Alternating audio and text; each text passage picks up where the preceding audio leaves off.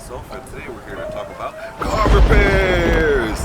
This vehicle we have here that we're repairing is actually a 2012 Mercedes Sprinter 2500. We're actually doing a battery on her, so you can come with me and check her out.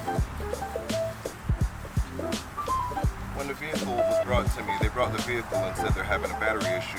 The car is a fully set up like limo capabilities, I'll be showing you in a second, but it actually has battery issues to where it's charging, and when it shuts off, the car never shuts back on. But the car can run from here to Orlando running. A lot of times when they have these issues, it's because of the alternator keep it running, but the battery would have dead cells, so it won't start back again. So we're gonna play with it. We're just gonna replace the battery, and then we're gonna put a scanner and test her and see how she runs when we put the scanner. See what the scanner says. So come with me, and then we'll see what she does. So if you can see here, I already started breaking the bolts loose.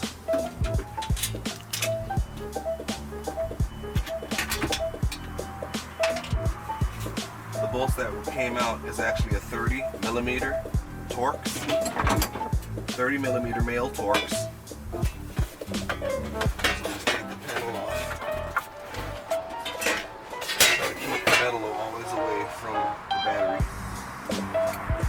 The bolts that take out the battery is a 10 millimeter socket, what I'm using. 10 millimeter socket.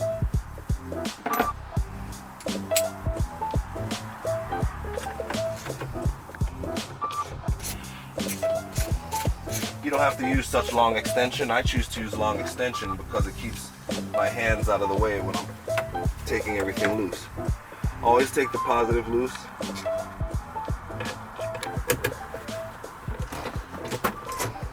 And then go for the negative. When you're putting them on, always put the positive and then the negative.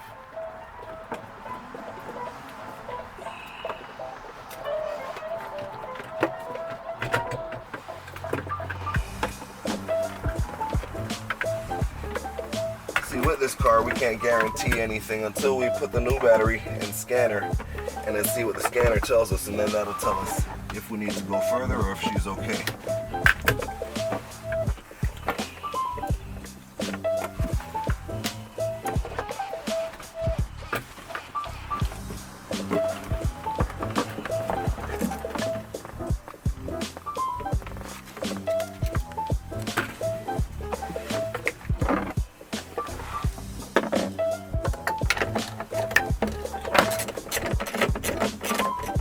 Down below at the bottom of the battery at the base, you're going to use the same 10 millimeter socket.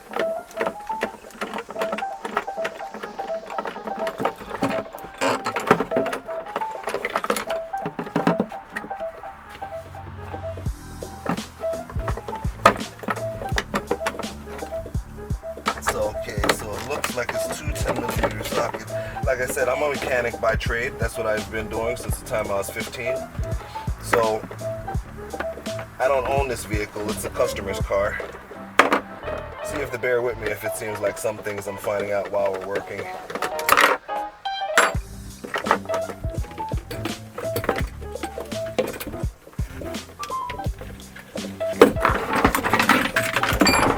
Okay, battery's out. So just give me a second, we're going to be grabbing the other battery and I'll show you the install I'm putting it in.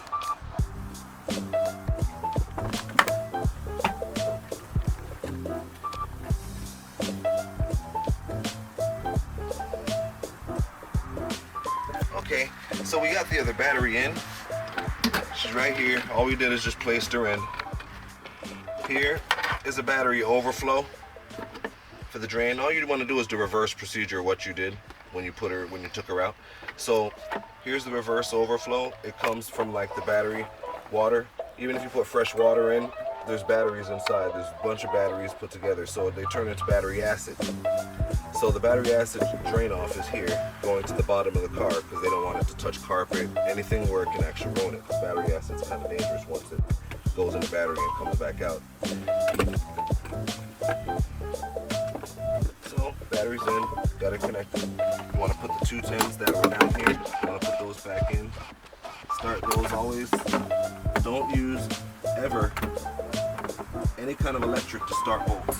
Whether it's an impact gun, electric impact, air impact, don't use it to start any bolts, because that's how you want to strip whatever you're working on. You're going to strip it. Guaranteed.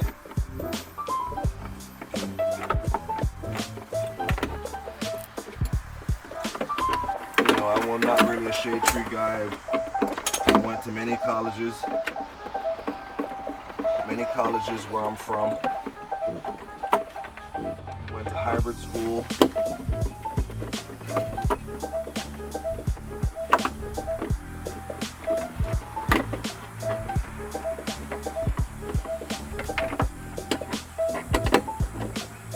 But most of it is hands-on. That's the key to really making the most out of nowhere around your way around cars. Hands-on is going to give you the most experience. Even though school is good, the school gives you the technicalities.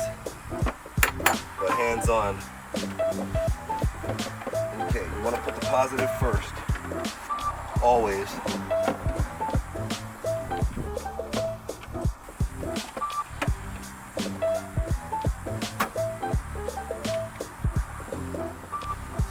Yeah, you can do it. These are from the old battery.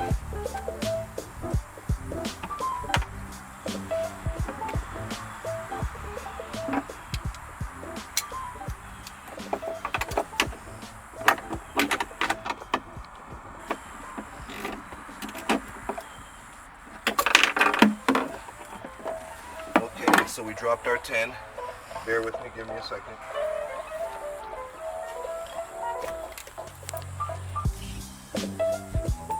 Always have an extendable magnet, especially when you're me, who's always dropping things.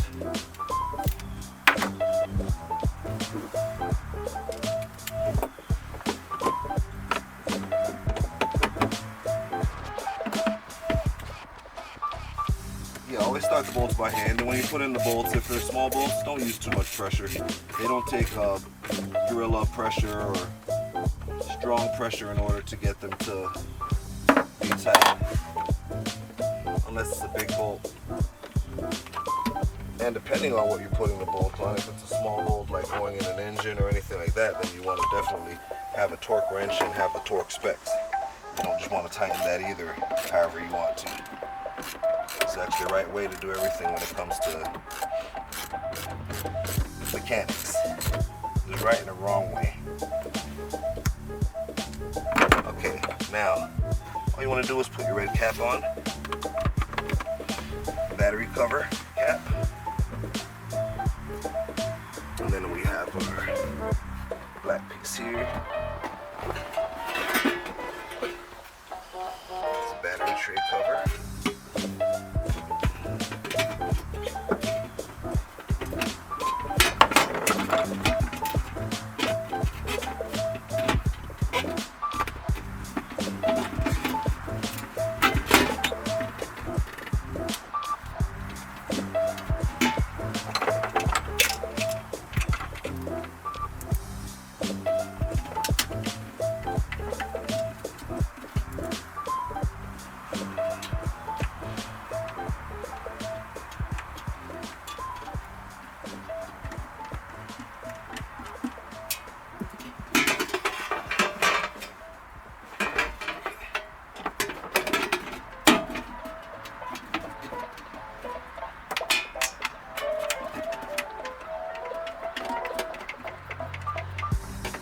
And when you're working, before you're done, always retrace your steps just to make sure there's nothing you might be missing out.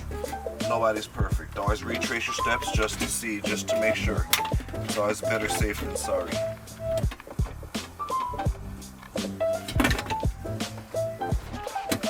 Okay.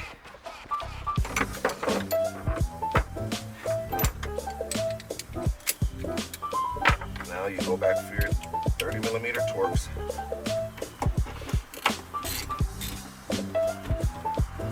You want to align her to where she was, and you'll know where the company had her because you'll see little marks. So you want to basically get her aligned to where she was, as long as she fits. Like about there is perfect.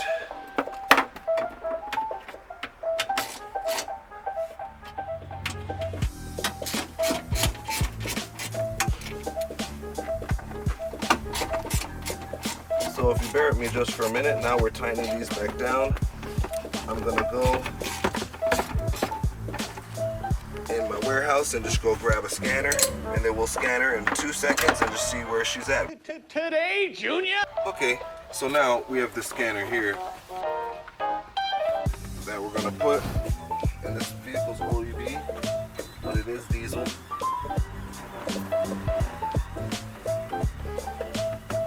let's turn her on.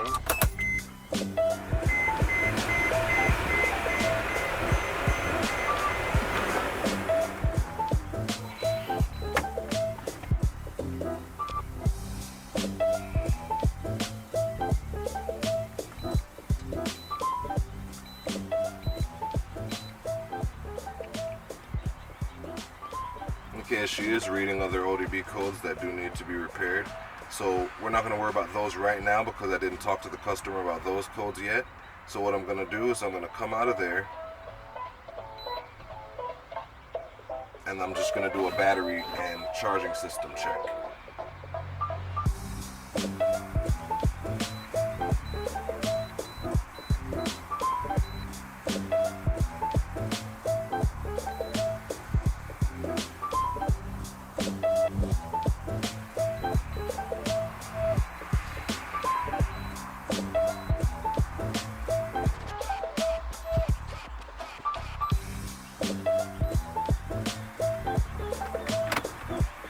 Turn on your headlights.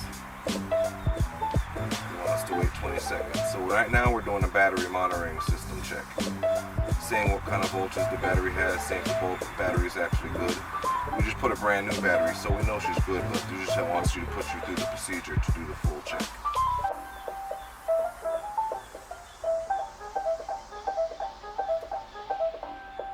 We're really just trying to see the reason for. We're just seeing the reason for the vehicle coming here. Why is the vehicle shutting down? Why is it not starting back?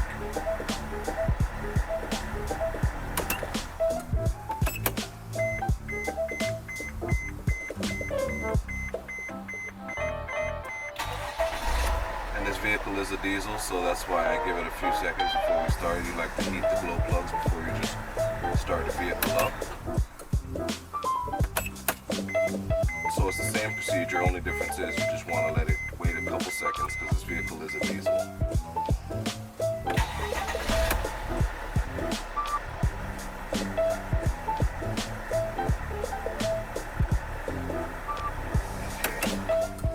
That test is done.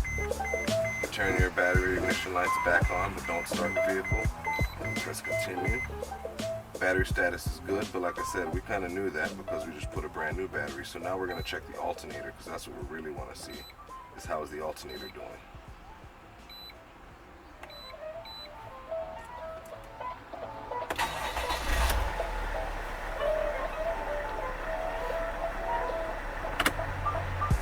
Turn your headlights on, turn your engine on. Increase the speed to 2,000 RPMs and hold it there for 20 seconds.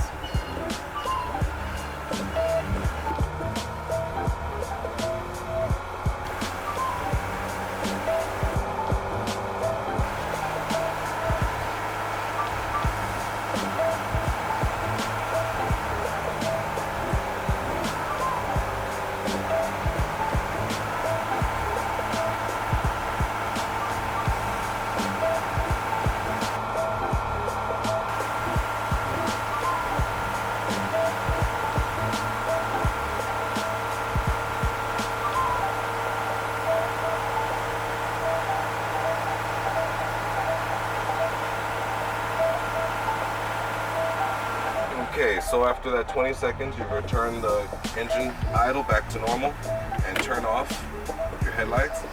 And then it's saying charging voltage within specification. So charging voltage within specification means that the system is normal, the charging system is normal. So that tells us that the car just needed a battery. That's what was wrong, that it needed a battery. So I want to thank you for watching this video. Make sure you hit the like and smash the subscribe, and we're